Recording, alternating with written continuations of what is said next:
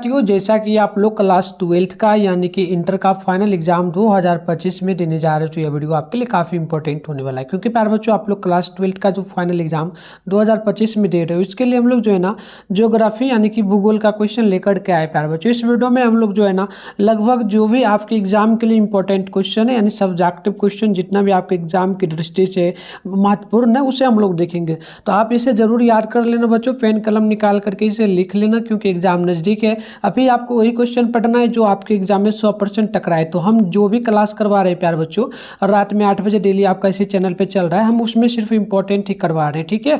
और हम लोग जो पेड ग्रुप में नोट्स देते हैं उसी से पढ़ा रहे हैं, ताकि आप लोग का भी अच्छा नंबर बोर्ड एग्जाम में आ जाए, 400 प्लस कम से कम आ जाए। तो चलिए स्टार्ट करेंगे आज की इस क्लास को। टाइम वगैरह बता देते हैं। रात में आपका इसी चैनल पे डेली आपका 8 बजे क्लास चल रहा है बच्चों, तो आप लोग इस टाइम जरूर जुड़ा करें। और भी क्लास होगा तो आप इस नंबर पे मैसेज कर लीजिएगा 98 355 16 710 पर। आप अपना नेम, जिला का नेम, क्लास 12th आर्ट्स लिख के भेज दीजिएगा, हम आपको ग्रुप में ऐड कर देंगे। आगे का नोटिफिकेशन वगैरह आपको मिलता रहेगा। तो चलिए, विषय कोड आपका 323 रहेगा, सीट आपका सी रहेगा। और बता दें, शॉर्ट यानी लघुत्तरीय क्वेश्चन में ना 20 क्वेश्चन मिलेगा, 10 का जवाब देना है। लॉन्ग यानी कि 5 मार्क्स वाला क्वेश्चन में 6 मिलेगा, जिसमें से आपको किन्हीं 3 क्वेश्चन का जवाब देना है। 3 घंटा 15 मिनट का टाइम आपको मिलेगा, 70 मार्क्स का एग्जाम। तो आइए बच्चों स्टार्ट करते हैं। हमने पहले ही बोला, पहले हम लोग लघुत्तरीय क्वेश्चन को देखेंगे जो काफ़ी महत्वपूर्ण है आपके एग्जाम के लिए, ठीक है। तो आप इसे पेन कलम निकाल करके जो है ना लिखते जाना और याद भी कर लेना, ताकि एग्जाम के टाइम में आप रिवीजन जो है ना अच्छे से कर पाओगे। तो चलो, पहला क्वेश्चन आपसे यहाँ पर जो पूछा, मानव भूगोल को परिभाषित करे। काफ़ी महत्वपूर्ण क्वेश्चन है। इसका उत्तर होगा कि मानव भूगोल के अंतर्गत प्राकृतिक जगत तथा मानवीय जगत के मध्य स्थापित परिवर्तनशील संबंधों का अध्ययन किया गया है। साथ ही इसमें जो है ना मानवीय क्रियाकलापों के स्थानिक वितरण और उनके घटित होने के से विश्व के विभिन्न भागों में उत्पन्न सामाजिक और आर्थिक विभिन्नताओं का अध्ययन किया जाता है। तो इसमें आप लिख सकते हो और कि जो ना रेजटेल के अनुसार मानव भूगोल मानव समाज तथा धरातल के बीच का संबंध का जो है ना संश्लेषित अध्ययन है। तो आप इसको भी, इस परिभाषा को भी आप याद रख सकते हैं अगर ऊपर का ना याद रहे, ठीक है। चलिए, दूसरा क्वेश्चन यहाँ पर बनता है बच्चों आपका। दूसरा क्वेश्चन है कि आर्थिक भूगोल के दो उप क्षेत्रों को लिखे। तो लिखिएगा, आर्थिक भूगोल के 2 उप क्षेत्र इस प्रकार हैं। तो 2 यहाँ पर नहीं, हमने 4 लिख दिया है। तो आप पहला लिखिएगा संसाधन भूगोल, कृषि भूगोल, उद्योग भूगोल, पर्यटन भूगोल। अगला क्वेश्चन हमारा यहाँ पर बनता है बच्चों 3 नंबर। देखिएगा 3 नंबर क्वेश्चन क्या आपसे यहाँ पर पूछा जा रहा है, अच्छे से आप इसको याद करते चलिएगा, ठीक है। तो चलिए यहाँ पर देखिए अगला क्वेश्चन हमारा क्या पूछा गया है, थोड़ा छोटा कर लेते हैं, ठीक है। चलिए, तो ये क्वेश्चन आपसे यहाँ पर बोला जा रहा है कि निश्चयवाद क्या है बच्चों, ठीक है ना। तो क्वालिटी वगैरह बढ़ा लीजिएगा अगर आपको साफ ना दिखे तो। चलो, तो निश्चयवाद क्या है, तो उत्तर हो जाएगा, इस विचारधारा के जो ना विचारधारा के अनुसार मनुष्य के प्रत्येक क्रियाकलाप को पर्यावरण द्वारा नियंत्रित किया जाता है, नियंत्रित माना जाता है।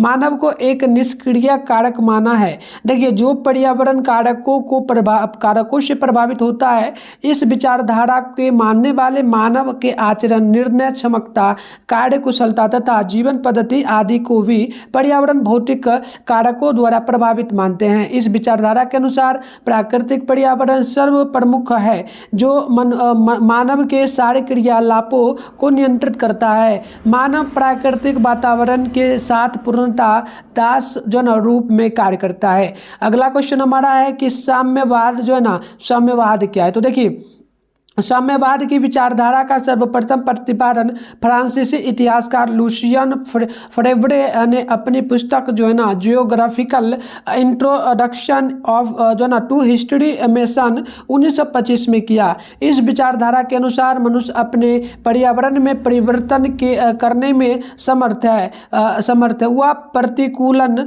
जो ना प्रकृति दत्त अनेक संभावनाओं का इच्छानुसार अपने लाभ के लिए उपयोग कर सकता करता है। संभाववाद मनुष्य को सक्रिय शक्ति के रूप में भी देखता है। इस विचारधारा के अनुसार मनुष्य प्रकृति का दास नहीं है। अब अगला क्वेश्चन हमारा होता है 5 नंबर। देखो बच्चों 5 नंबर क्वेश्चन बोला कि संख्या वितरण को प्रभावित करने वाले 4 भौगोलिक कारकों के नाम लिखें। तो आप पहला लिख देंगे, इस प्रकार से लिखेंगे, संख्या वितरण को प्रभावित करने वाले कारक भौतिक कारक निम्नलिखित है। पहला आप लिखेंगे जल की उपलब्धता, भू आकृति, ठीक है ना। अगला लिखेगा जलवायु, अगला मृदाएं। तो इस प्रकार से आप लोग लिख लेंगे बच्चों। तो यहाँ पर आप देखेंगे नेक्स्ट क्वेश्चन हमारा बच्चों बनता है कितना नंबर, तो 6ठा नंबर क्वेश्चन बोला गया कि जनसंख्या परिवर्तन के 2 घटकों के नाम लिखे। अथवा ये एक क्वेश्चन हुआ और इधर एक और क्वेश्चन होगा, जनसंख्या परिवर्तन के 3 घटकों के निम्न में से कौन है।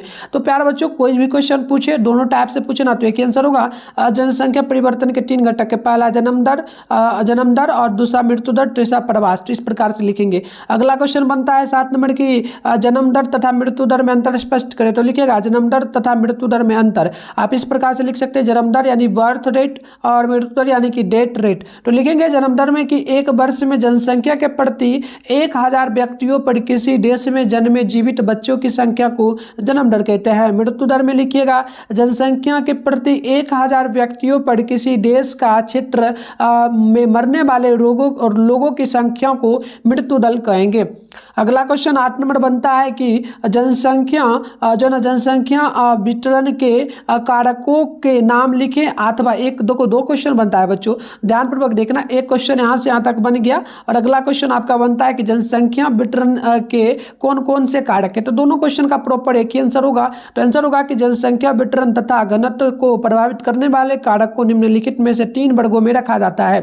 पहला वर्ग हमारा हो जाएगा भौगोलिक कारक, दूसरा हो जाएगा आर्थिक कारक, तीसरा हो जाएगा सामाजिक एवं सांस्कृतिक कारक।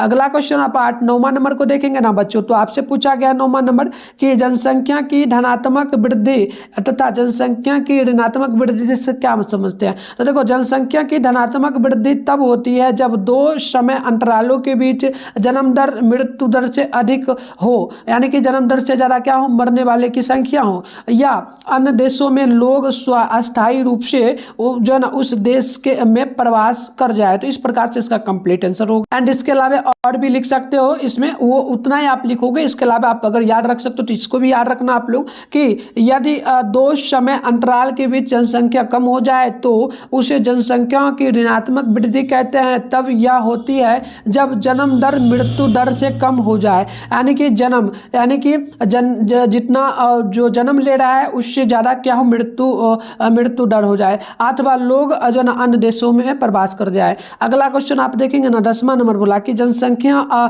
संगठन से आप क्या समझते हैं। तो देखिए किसी क्षेत्र की जनसंख्या को उनके विविध विशेषताओं के आधार पर वर्गीकृत करके जनसंख्या की तुलनात्मक अध्ययन करना जनसंख्या संगठन कहलाता है। जैसे आयु, लिंग, निवास स्थान, धर्म, भाषा, शिक्षा, वैवाहिक स्थिति आदि।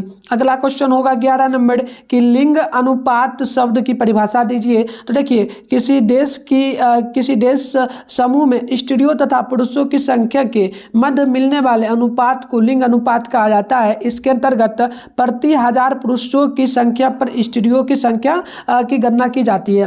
अगला क्वेश्चन 12 नंबर हमारा हो जाएगा साक्षरता को परिभाषित करें। तो उत्तर होगा सामान्यतया लिखने पढ़ने की कला का न्यूनतम स्तर जो है ना साक्षरता कहलाता है। चलिए बच्चों अगला क्वेश्चन हम लोग देखते हैं। अगला क्वेश्चन आप लोगों से यहाँ पर जो है ना 12 नंबर क्वेश्चन पूछा जा रहा है कि साक्षरता को परिभाषित करें। तो उत्तर होगा साक्षरता पढ़ने जो है ना साक्षरता क्या होगा, साक्षरता लिखने पढ़ने की कला का न्यूनतम स्तर साक्षरता कहलाता है।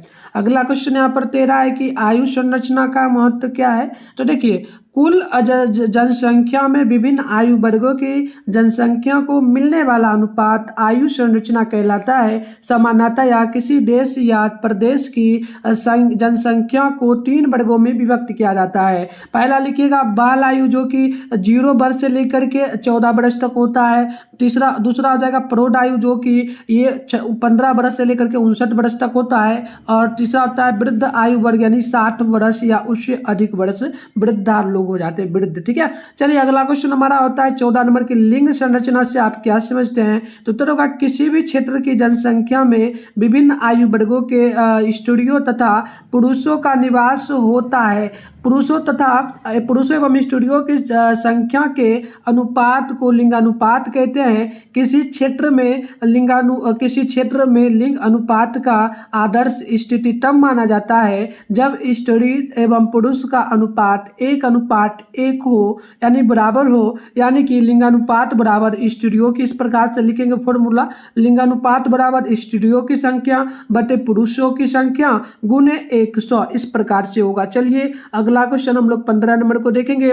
15 नंबर क्वेश्चन आपसे यहाँ पर बोला गया लिंग अनुपात को परिभाषित करें। तो उत्तर होगा कि किसी देश की जनसंख्या में लिंग अनुपात पुरुष और महिलाओं की संख्या के बीच एक संतुलन का सूचक होता है।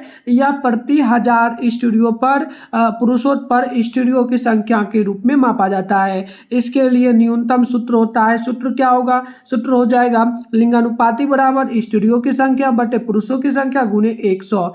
अगला क्वेश्चन हमारा यहाँ पर बनता है 16 नंबर क्वेश्चन आपसे बोला जा रहा है बच्चों की मानव विकास से क्या समझते हैं। तो देखिए मानव विकास मानव की आकांक्षाओं एवं उन्हें उपलब्ध जीवन यापन की सुविधाओं के स्तर को विस्तृत करने की प्रक्रिया को, अर्थात जो है ना मानव के आर्थिक, सामाजिक, सांस्कृतिक, शिक्षा, स्वास्थ्य सेवाएं और राजनीतिक विकास के विकल्पों को वृद्धि करने की प्रक्रिया को ही मानव विकास का लक्ष्य है। तो चलिए अगला क्वेश्चन हमारा होगा बच्चों यहाँ पर 17 नंबर क्वेश्चन क्या बोला आपसे, मानव विकास के 4 स्तंभ कौन कौन है। तो आप लिखेंगे मानव विकास के 4 स्तंभ निम्न है। पहला लिख लीजिएगा शारीरिक क्षमता, दूसरा सतत पोषणीयता, तीसरा जगह उत्पादकता, चौथा जगह सशक्तिकरण। अगला क्वेश्चन देखेंगे ना तो 18 नंबर है सतत पोषणीय से क्या तात्पर्य है। देखिए इसके अंतर्गत यह माना जाता है कि किसी क्षेत्र में उपलब्ध पर्यावरणीय, वित्तीय तथा मानवीय संसाधनों का उपयोग विवेकपूर्ण ढंग से इस प्रकार किया जाए कि जिससे इन संसाधनों की उपलब्धता समान रूप से आगे आने वाली पीढ़ियों को मिल सके तथा आने वाले भविष्य में उनका विकास सही रूप से हो सके। अगला क्वेश्चन हमारा यहाँ पर 19 नंबर बनता है कि मानव विकास के 3 मूलभूत क्षेत्र कौन है। तो लिखिएगा मानव विकास के 3 मूलभूत क्षेत्र, पहला स्वास्थ्य, शिक्षा, संसाधन तक पहुँच है। स्वस्थ जीवन का अर्थ है किसी देश के लोग स्वच्छ जीवन व्यतीत कर रहे हैं। स्वच्छ जीवन तथा शिक्षा मानव विकास के लिए आधारभूत क्षेत्र होता है। अगला क्वेश्चन हमारा 20 नंबर बनता है बच्चों। 20 नंबर क्वेश्चन बोला प्राथमिक क्रियाएं क्या हैं। तो देखिए प्राथमिक अथवा आरंभिक व्यवसाय वे हैं जिसके द्वारा मानव प्राकृतिक संसाधनों का प्रत्यक्ष उपयोग करता है। प्राथमिक क्रियाएं प्रत्यक्ष रूप से पर्यावरण पर निर्भर होती है। प्राथमिक क्रियाओं के अंतर्गत कृषि, पशुपालन, आखेट, पशुचारण, मछली पकड़ना, वनों से लकड़ी एवं फल प्राप्त करना, खनन कार्य प्रमुख शामिल है। अगला क्वेश्चन 21 नंबर बनता है कि जीवन निर्वाहन कृषि क्या है, अथवा ये एक क्वेश्चन आपका यहाँ से यहाँ तक बनेगा। दूसरा बनेगा कि निर्वाह मूलक कृषि से क्या समझते हैं। तो इसका दोनों क्वेश्चन का ना एक ही उत्तर होगा। आपसे हो सकता है ये क्वेश्चन पूछ दे, ये कोई एक भी पूछेगा तो आंसर आपको एक ही याद रखना है। आंसर होगा इस कृषि पद्धति के अंतर्गत सभी कृषि उत्पादन बाजार में विक्रय के लिए न होकर कृषक परिवार के उपयोग के लिए होते हैं। किसान मुख्यतः कृषि फसलों पर निर्भर रहता है, लेकिन कुछ दुधारू पशुओं को भी पालता है। इस कृषि को 2 भागों में वर्गीकृत किया जा सकता है। तो आप लोग यहाँ पर इस प्रकार से कर सकते हैं वर्गीकृत। ध्यानपूर्वक देखिएगा कैसे कैसे करेंगे। तो पहला कर सकते हैं आदिकालीन निर्वाह यानी कृषि यानी कि स्थानांतरी कृषि। दूसरा हो जाएगा गहन निर्वाह कृषि। अब चलिए अगला क्वेश्चन हमारा बनता है यहाँ पर जो है ना 22 नंबर क्वेश्चन है जीवन निर्वाह कृषि की 2 विशेषताओं का उल्लेख करें। तो उत्तर होगा जीवन निर्वाह कृषि की 2 प्रमुख विशेषताएं इस प्रकार है। पहला लिखिएगा इस कृषि पद्धति के अंतर्गत सभी कृषि उत्पादन बाजार में विक्रय के लिए ना होकर कृषक सुधार के कृषक परिवार के उपयोग के लिए होते हैं। दूसरा होगा कि किसान मुख्यतः कृषि फसलों पर निर्भर करता है। अगला क्वेश्चन 23 नंबर हो जाता है हमारा, कच्चे माल के आधार पर जो है ना उद्योगों को वर्गीकृत कीजिए। तो कच्चे माल के आधार पर उद्योगों को जो है ना इस प्रकार से वर्गीकृत किया जा सकता है। पहला लिख सकते हैं कृषि आधारित, दूसरा खनिज आधारित, तीसरा लिख सकते हैं रसायन आधारित, चौथा लिख सकते हैं पशु आधारित और पांचवा वन आधारित। अगला क्वेश्चन हमारा बनता है 24 नंबर। क्वेश्चन हमारा बनता है रोपण कृषि की किन्हीं चार फसलों के नाम लिखे। तो आप लिखिएगा यहाँ पर कि विश्व के अनेक भागों में यूरोपियन लोगों द्वारा स्थापित किए गए उपनिवेशों में रोपण कृषि फसलों की कृषि करना प्रारंभ किया, जैसे कि चाय, कहवा, कोको, कपास, गन्ना, केला तथा अनानास आदि रोपण फसल हो जाती है। अगला क्वेश्चन हमारा 25 नंबर बनता है कि विस्तृत वाणिज्य अनाज कृषि की किन्हीं चार फसलों के नाम लिखे। तो आप लिखेंगे विस्तृत वाणिज्य अनाज कृषि के चार फसल निम्नलिखित है। पहला गेहूं, दूसरा जौ, तीसरा लिखेगा राई और चौथा मक्का आप लोग लिख सकते हैं। अगला क्वेश्चन हमारा बच्चों यहाँ पर बनता है कितना नंबर, तो ध्यान पूर्वक देखेंगे। काफी इंपॉर्टेंट सारा क्वेश्चन, हम लोग ज्यादा तो नहीं करेंगे, कुछ क्वेश्चन को करेंगे, लगभग 30 क्वेश्चन को कर लेंगे, इसके अलावा छोड़ देंगे और जो बचेगा हम लोग नेक्स्ट क्लास में करेंगे। फिर स्टार्ट करेंगे 31 नंबर से। तो सभी लोग ना तैयार रहिए, चैनल वगैरह को सब्सक्राइब करके नोटिफिकेशन कॉल पे प्रेस कर लीजिए बच्चों, ठीक है, ताकि नेक्स्ट क्लास आप कर पाएंगे, ठीक है। तो अगला क्वेश्चन हमारा 26 है कि भूमध्य सागरीय कृषि की महत्व को लिखे। तो उत्तर होगा कि यह एक अति विशिष्ट प्रकार की व्यावसायिक कृषि है जिसमें खट्टे रसदार फलों का उत्पादन प्रमुख रूप से किया जाता है, जैसे अंगूर, अंजीर तथा जैतून। इस कृषि के में उत्पादित किए जाने वाले में प्रमुख फसल है। अंगूर की कृषि भूमध्य सागरीय कृषि की एक प्रमुख विशेषता है। अगला हमारा 27 नंबर क्वेश्चन बनता है कि स्वामित्व के आधार पर उद्योगों को वर्गीकृत करें। तो उत्तर होगा स्वामित्व के आधार पर उद्योगों को तीन वर्गों में बांटा जा सकता है। पहला हो जाएगा सामाजिक क्षेत्र, दूसरा हो जाएगा निजी या व्यक्तिगत क्षेत्र के उद्योग, अगला हो जाएगा संयुक्त क्षेत्र के उद्योग।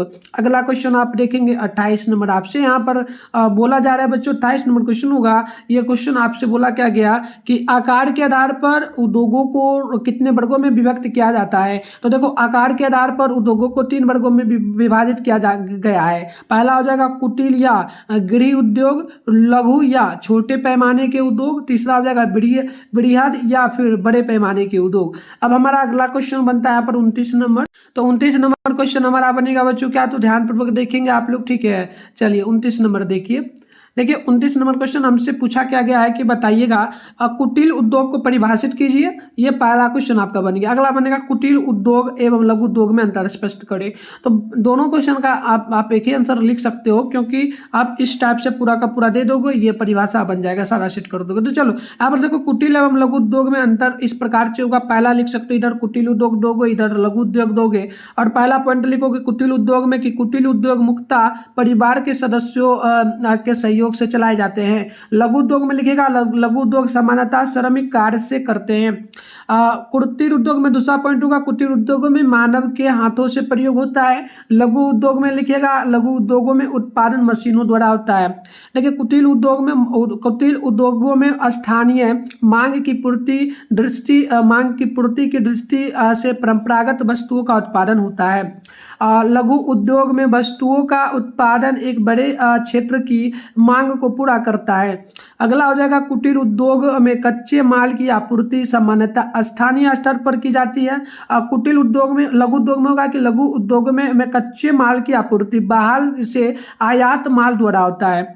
अगला लिखिएगा कुटीर उद्योग में कि कुटीर उद्योग में तैयार माल के लिए बाजार अस्थायी है और लघु उद्योगों में निर्मित माल का बाजार विस्तृत अर्थात या दूरस्थ बाजारों में भेजा जाता है। तो इस प्रकार से हम लोग और करेंगे। अगला क्वेश्चन हमारा होगा 30 नंबर क्वेश्चन है बच्चों। 30 नंबर क्वेश्चन बोला कि तृतीय क्रियाएं क्या है, ये पहला होता है क्वेश्चन। दूसरा होगा तृतीय क्रियालापों का वर्णन करें। दोनों क्वेश्चन का एक ही आंसर होगा। तो कोई भी क्वेश्चन पूछे तो एक ही आंसर लिखना। क्या लिखोगे? तृतीय क्रियाएं सेवा क्षेत्र से संबंधित ऐसा क्षेत्र है जिसमें वस्तुओं के उत्पादन के अपेक्षा सेवाओं का व्यावसायिक उत्पादन सम्मिलित होता है, जैसे कि परिवहन, व्यापार, चिकित्सा, संचार, बैंकिंग, मनोरंजन एवं विभिन्न सेवाएं। इनका मापन और अप्रत्यक्ष विविध विधि से मजदूर तथा वेतन के रूप में किया जा सकता है। अगला क्वेश्चन यहाँ पर बनेगा बच्चों कितना नंबर? तो यहाँ पर 31 नंबर क्वेश्चन बनेगा कि चिकित्सा पर्यटन को परिभाषित करें। तो जब चिकित्सा उपचार को अंतर्राष्ट्रीय पर्यटन गतिविधि से जोड़ा जाता है तब तो उस समानता चिकित्सा परिवर्तन कहा जाता है, परिवर्तन। अगला क्वेश्चन देखो यहाँ पर हो जाएगा पर्यटन के दो लाभों का उल्लेख करें। तो पर्यटन के 2 लाभ होंगे। पहला स्थानीय लोगों को रोजगार प्राप्त होना, दूसरा जगह मनोरंजन का जो ना साधन उपलब्ध होना। तो प्यारे बच्चों हमारे पास और भी क्वेश्चन है, हम लोग 31 नंबर से बाद में करेंगे। आप इसका फिलहाल PDF ले सकते हो। जितना हम लोग क्वेश्चन कराए हैं आप इसी नंबर पे मैसेज करके 98 355 16 710 पर बोलेंगे और स्क्रीनशॉट भेजेंगे, हम आपको दे देंगे। आप बोलना कि आपने 32 क्वेश्चन करवाया था ज्योग्राफी का सब्जेक्ट में, आप उसका PDF तो मैं बिल्कुल आपको दे दूंगा। तो चलो इसके अलावा हम लोग नेक्स्ट क्लास करेंगे कितना बजे? तो रात में हमारा चलेगा अगला दिन 8 बजे, ठीक है बच्चों। और चैनल वगैरह को सब्सक्राइब कर लियो ना। अगर पेपर वगैरह लीक होता है तो उसका आंसर भी आप गूगल वगैरह से डाउनलोड कर सकते हो। एक बार चलो कैसे डाउनलोड करना मैं आपको सिखा देता हूँ, ठीक है ना। इसके लिए बच्चों सबसे पहले तो आप लोग अपने फोन में गूगल को ओपन करके सर्च बार के आइकन पे क्लिक करके मिठुन स्टडी सेंटर सर्च कर लोगे। फिर ऊपर करना है फर्स्ट में आपके सामने जो है ना मिठुन स्टडी सेंटर का ऑफिशियल वेबसाइट मिल जाएगा। इस पर आप लोग जैसे ही क्लिक करेंगे इस प्रकार से जो है ना इंटरफेस ओपन हो जाएगा। ओपन होता ही आपको थोड़ा ऊपर करना है, इधर साइड में देखेंगे आपके सामने एक सेकंड 3 डॉट का आइकन यहाँ पर देखने को मिलेगा। आप इस पर क्लिक करेंगे, क्लिक करने के बाद ऊपर करना है, ऊपर करेंगे यहाँ पर क्लास 12 आपके सामने लिखा हुआ मिल जाएगा। इस पर आप लोग क्लिक करेंगे, क्लिक करिएगा बच्चों। इस प्रकार से आप इस पे एक सेकंड इस पे जैसे ही आपको क्लिक करना है क्लास 12 जो लिखा है इस पे आप क्लिक कर लीजिएगा। क्लिक करते आपके सामने जो है ना इस प्रकार से इंटरफेस में होगा। अब इधर देखिएगा आपके सामने जो एक और 3 यहाँ पर सर्च बार का आइकन दिख रहा है ना, इस पे आपको क्लिक करना है बच्चों। क्लिक करोगे ना तो यहाँ पर आपको सर्च क्या करना है? तो आपको सर्च करना है क्लास 12 लिखना है बच्चों, ठीक है। तो क्लास 12 बोर्ड एग्जाम लिख देना आप लोगों को, बोर्ड एग्जाम, ठीक है ना। बोर्ड एग्जाम वायरल पेपर आपको लिखना है, वायरल पेपर आपको लिख करके वायरल पेपर 2025 मात्र इतना आप लोग सर्च मार दोगे। सर्च मारने के बाद आपके सामने जो है ना एक फोटो दिख जाएगा थंबनेल टाइप का, तो इस पर आप क्लिक करना। भी फिलहाल हम सेशन नहीं बनाया, आप चेकआउट करना, सेशन बन जाएगा। नेक्स्ट वीडियो में हम आप अच्छे से समझाएंगे। तो आप तैयार रहो, मिलते हैं नेक्स्ट वीडियो में, तब तक के लिए बाय।